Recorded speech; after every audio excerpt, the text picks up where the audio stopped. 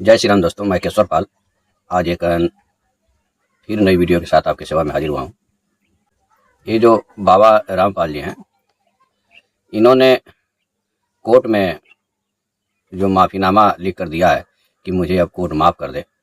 नव भारत टाइम्स का यह लेख है, तो मैं भी सोचा कि इस पर कुछ वीडियो बना कर दे दी जाए और जो अंधभक्त हैं उनको थोड़ा बहुत कुछ ज्ञान हो जाए और अब तो पहचान जाए अपने कबीर परमात्मा को।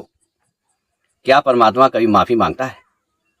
देखिए, जब भगवान श्री कृष्ण कौरवों की सभा में जाते हैं और दुर्योधन कहता है कि बंदी बना लो इस ग्वाले को, भगवान क्या करते हैं? विराट रूप धारण कर लेते हैं और सब के सब अचंभित रह जाते हैं, कोई उनको टच भी नहीं कर सकता है। ये जो कलयुग का स्वयंभू भगवान है, ये रामपाल, जिन्हें इन दासों ने परमात्मा घोषित कर दिया है।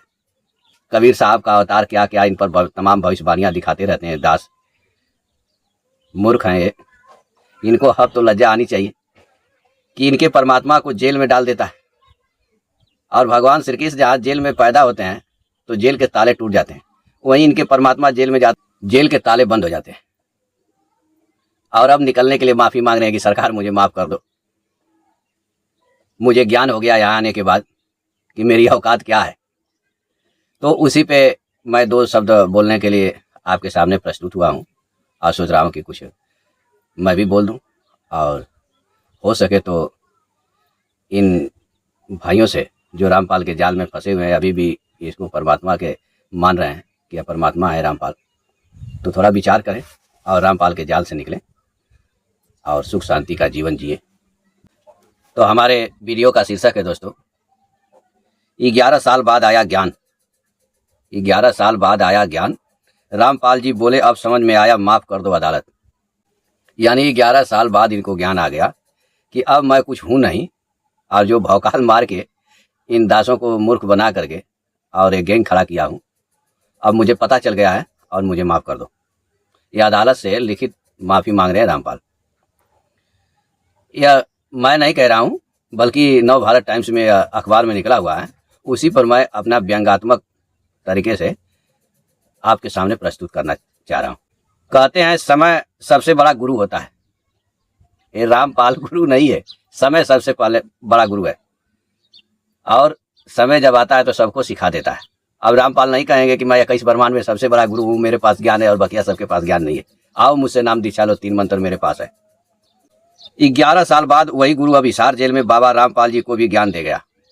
जो समय रूपी गुरु है, वही गुरु 11 साल बाद बाबा रामपाल को हिसार जेल में अब ज्ञान दे रहा है।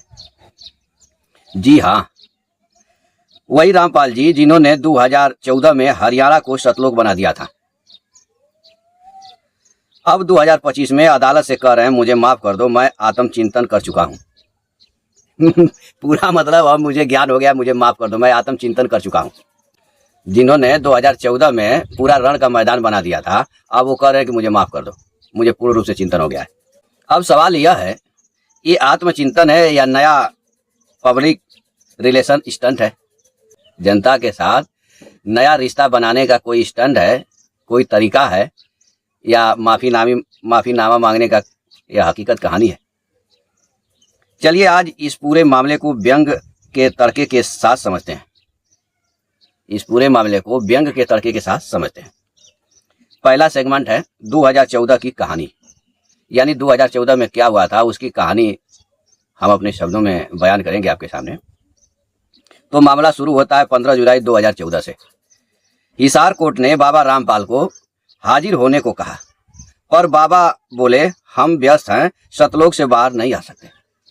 यानी हम पूरा जो है सत्संग करने में व्यस्त हैं और सतलोक से हम बाहर नहीं आ सकते, क्योंकि बाहर आने में हमको सूक्ष्म रूप बनाना पड़ेगा।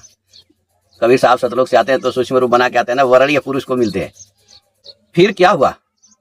कोर्ट बोली ठीक है, वारंट पकड़ो, जब नहीं आओगे तो ठीक है, ये वारंट है, पकड़ लो। और पुलिस बोली ऑपरेशन सतलोक शुरू करें। अदालत से बोली, जब अदालत ने कहा कि नहीं आ सकते हो तो ये वारंट पकड़ लो। और पुलिस बोली कि क्या हम लोग सतलोक आश्रम ऑपरेशन शुरू करें। 10 दिन तक चला ये ऑपरेशन दोस्तों। वो ऑपरेशन जो है 10 दिनों तक चला था।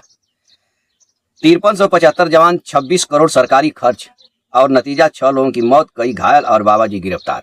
देखिए, बाबा जी को गिरफ्तार करने के लिए 5375 जवान, 26 करोड़ रुपया और 6 लोगों की मौत और बहुत सारे लोग घायल हुए एक बाबा की गिरफ्तारी के लिए। यह बाबा है आकि परमात्मा की डकैत है? विचार करिए। अब इसे कहते हैं सतलोक से जेल लोक का सफर। कहाँ सतलोक में ऐसे जो है कि स्विमिंग पूल में घूमते थे, बहुत सारे वीडियो में आप देखेंगे न्यूज में कि स्विमिंग पूल है तो क्या क्या है। अब वो वहाँ घूमते थे, अब जेल लोक में आ गए। अगर उस वक्त बाबा जी ने बस एक लाइन कह दी होती, क्या मुझे खेद है अदालत में पेश होता हूँ, तो आज वो जेल में नहीं अपने आश्रम में सत्संग कर रहे होते। अगर उस टाइम रामपाल जी वारंट नहीं पकड़ते और वही उसी टाइम माफ़ी मांग लेते कि मुझे माफ़ कर दीजिए और अब मैं अदालत में हाजिर होता हूँ, तो शायद वो अब तक सत्संग कर रहे होते। लेकिन तब शायद आत्मचिंतन मोड ऑन नहीं हुआ था। यानी जो अब आत्मचिंतन मोड ऑन हो गया है, चालू हो गया है, शायद उस टाइम चालू नहीं था वो, नहीं तो उसी टाइम माफी मांग लेते तो आज जेल में नहीं होते बाबा। सेगमेंट दूसरा है 11 साल बाद की माफी। अब 11 साल बीत गए। हिसार जेल के कमरों में ध्यान, आत्मचिंतन और शायद पश्चाताप भी हुआ। भैया कहाँ सतलोक आश्रम में हजारों दास दासियां आगे पीछे रहते थे, अभी जब हिसार जेल में चले गए तो अकेला बैठ गए।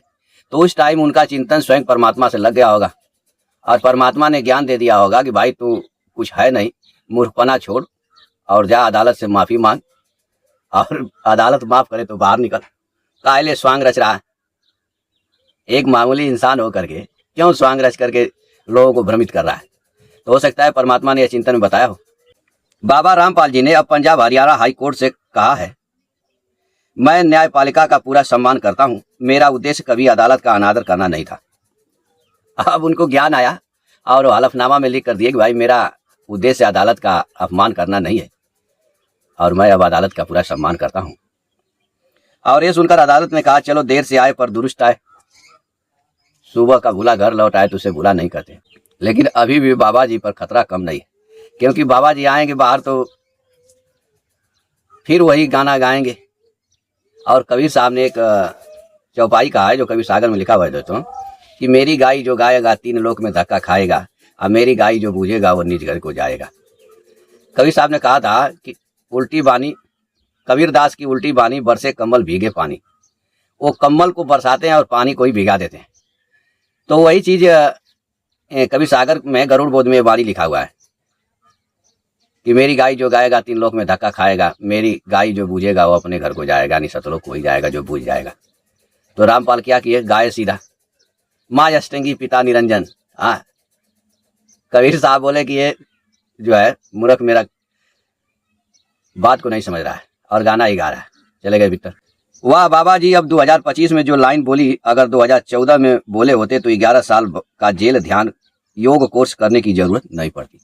यानी जो आप 2025 में हलफनामा मांग करके माफी मांग रहे हो, हलफनामा दे करके माफी मांग रहे हो, अगर यही जो है 2014 में किए होते तो यह जो ध्यान योग का कोर्स तुम्हारा है यह शायद नहीं होता। सेगमेंट तीसरा है हलफनामा और आत्मचिंतन। बाबा जी ने अपने हलफनामे में लिखा है, मैं विनम्रता पूर्वक नतमस्तक हूँ, मैं विनम्रता पूर्वक नतमस्तक हूँ, मैं पूरी ईमानदारी से वचन देता हूँ कि भविष्य में ऐसी कोई घटना नहीं होगी।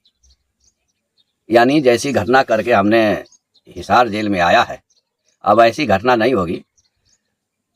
मैं यह विनम्रता पूर्वक हलफनामे पर लिखता हूँ, होशो हवास में। और सुनिए ये लाइन, जेल में बिताए सालों ने मुझे आत्मचिंतन और सुधार का अवसर दिया है। वाह भाई, बाबा जी आगे लिखा कि सालों जो है हमने जेल में बिताया तो इसमें मुझे आत्मचिंतन और सुधार का समय दिया है। अब मैं विनम्रता पूर्वक हलफनामे पर लिखता हूँ कि मैं ऐसी गलती नहीं करूंगा जिसकी वजह से मुझे जेल में आना पड़ा है। ठीक है, तो क्या कोई परमात्मा जो है ऐसा भी आत्मचिंतन करता है क्या? ऐसा आप शायद देखे नहीं होंगे। ये पहली बार कलयुग में परमात्मा है जो अदालत के सामने झुक जाता है। यानी अब हिसार जेल सिर्फ जेल नहीं, आत्मज्ञान केंद्र बन चुका है। अब उस जेल में वह जेल नहीं है कैदियों के रहने वाला जो साधारण जेल है, अब वहां पे आत्मज्ञान चलेगा और वहां पे अब सबको आत्मज्ञान हो जाएगा। जब बाबा जी जैसे परमात्मा को आत्मज्ञान हो गया जो कलयुग के परमात्मा है। तो सोचिए, पहले सतलोक आश्रम में प्रवचन होते थे, मोक्ष कैसे पाए? अब हिसार जेल में क्लास चलती है, माफी कैसे मांगे। सतलोक आश्रम में बाबा क्या प्रवचन देते थे कि आओ मेरे यहाँ मोच, मैं पूरा मोक्ष का तरीका बताऊंगा कि मोक्ष कैसे पाना है। 3 मंत्र हमारे पास है, मैं कबीर का भेजा हुआ दूत हूँ, कबीर परमात्मा है। अब क्या कर रहे हैं कि माफी कैसे मिले भाई, कैसे जेल से मैं चलूं, हिसार जेल में बैठकर यही सोच रहे हैं। चौथा है 2014 की घटना पर सफाई। भाई माफी मांगने के लिए कुछ सफाई भी देना पड़ेगा। अब सरकार अदालत जो पूछेगी 2014 में जो घटना हुआ था उसके बारे में आप क्या कहना चाहते हैं।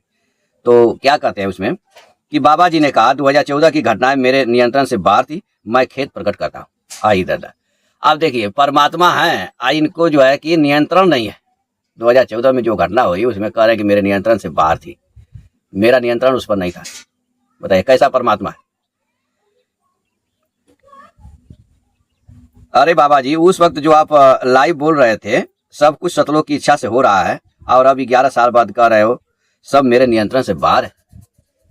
विचार करिए। लगता है बाबा जी को असली कंट्रोल का मतलब समझ में आ गया है। कोर्ट का कंट्रोल, कानून का कंट्रोल और जेल का कंट्रोल, टाइम टेबल कंट्रोल, यानी सारे कंट्रोल अब बाबा जी को समझ में आ गया है। सेगमेंट 5वां है कोर्ट का रुख और जनता की राय। कोर्ट ने कहा ठीक है, माफी स्वीकार है। जनता पूछ रही है क्या यह सच्चा प्रस्ताव है या रिलीफ एप्लीकेशन 2.0 है, यानी अब दूसरा घटना करने का इरादा है क्या सतलोक आश्रम पे, कि वास्तव में प्रस्ताव है। कुछ लोग कह रहे हैं जेल ने बाबा को सुधार दिया, तो कुछ बोले 11 साल बाबा जी का PR टीम एक्टिव हो गया, यानी कुछ लोग बोले हैं कि बाबा जी को जेल ने सुधार दिया। तो कुछ लोग बोल रहे हैं कि 11 साल बाद बाबा जी का PR टीम एक्टिव हो गया। खैर जो भी हो, बाबा जी ने अब अपने अनुयायियों को एक नया पाठ पढ़ा दिया। अगर गलती हो जाए तो 11 साल बाद मत रुको, तुरंत माफी मांग लो। ठीक है, यानी कुछ भी हो इसमें, लेकिन बाबा जी ने अपने अनुयायियों को यह पहाड़ा तो पढ़ाई दिया, या पाठ तो पढ़ाई दिया कि भाई अगर गलती हो जाती है तो तुरंत माफी मांगो। 11 साल का इंतजार मत करो मेरे जैसा, मैं तो परमात्मा हो के 11 साल तक उसमें सड़ता रहा जेल में। ठीक है, शायद तुम लोग झेल नहीं पाओगे 11 साल तक। सेगमेंट 6वां है व्यंग के साथ संदेश। सच कहे तो माफी मांगने में कोई शर्म नहीं, पर यह समझने में 11 साल क्यों लग गए, यही सवाल है। बाबा जी ने अदालत से कहा कि उन्होंने आत्मचिंतन कर लिया है। अब देखना यह होगा कि आत्मचिंतन अंदर से आया है या जमानत के आसार से। यानी बाबा जी ने यह कहा कि मैं आत्मचिंतन कर लिया हूं, अब मैं कोई गलत कार्य नहीं करूंगा। तो अब देखना है कि वास्तव में इनका आत्मचिंतन हो गया है या कि इनका कोई दूसरा इरादा है। फिर भी अगर किसी ने अपने कर्मों पर विचार किया है, अपनी गलती स्वीकार की है, तो समाज को भी उसे सुनना चाहिए। बस एक बात याद रखिए, भक्ति का मतलब नियम तोड़ना नहीं, नियम मानना है। और कानून भक्ति से ऊपर नहीं, कानून ही सबका धर्म है। निष्कर्ष ये बता रहे हैं कि भक्ति का अर्थ यह नहीं है कि नियम तोड़ो। ठीक है, इनकी भविष्यवाणी ज्ञान गंगा में पढ़ेंगे आप तो ये लिखा है कि वो भविष्यवाणी कोई भविष्यकर्ता करता है कि वह एक छत्र राजा होगा। आइए यही सोच रहे थे कि पूरा विश्व में मैं एक छत्र राजा ही होऊंगा, लेकिन अब इनको जो है समय ने पहाड़ा पड़ा दिया, अभी माफी मांग रहे हैं। अंतिम कड़ी में लिखते हैं, तो दोस्तों आज का ज्ञान यही, चाहे बाबा हो या आम इंसान, कानून के सामने सब बराबर है। ठीक है, चाहे बाबा हो चाहे आम इंसान हो, कानून के सामने सब बराबर है, सबको झुकना ही पड़ेगा। और अगर वक्त रहते गलती मान ली जाए तो 11 साल का आत्मचिंतन नहीं, सिर्फ 11 मिनट का माफीनामा काफी होता है। आप बताइए, क्या आपको लगता है कि बाबा रामपाल जी का ये माफीनामा सच्चा प्रस्ताव है या सिर्फ एक नई चाल अदालत से राहत पाने की? नीचे कमेंट में जरूर लिखें। तो दोस्तों आपने सुना जो है वीडियो में, हम आपसे एक यही प्रार्थना कर रहे हैं कि स्वयं विचार करिए कि ये रामपाल का जो माफीनामा वाला ड्रामा है ये वास्तव में सत्य है या कोई नया और कांड करने का इनका इरादा है। इस पर आप स्वयं विचार कीजिएगा। अगर यह वीडियो आपको अच्छी लगे और आपको कुछ मनोरंजन, कुछ ज्ञान दे सके तो कृपया हमारे चैनल को लाइक करें, सब्सक्राइब करें, वीडियो को शेयर करें और अपना विचार कमेंट बॉक्स में जरूर लिखें। आज के लिए इतना ही। फिर मिलेंगे नेक्स्ट वीडियो में, तब तक के लिए जय सीताराम।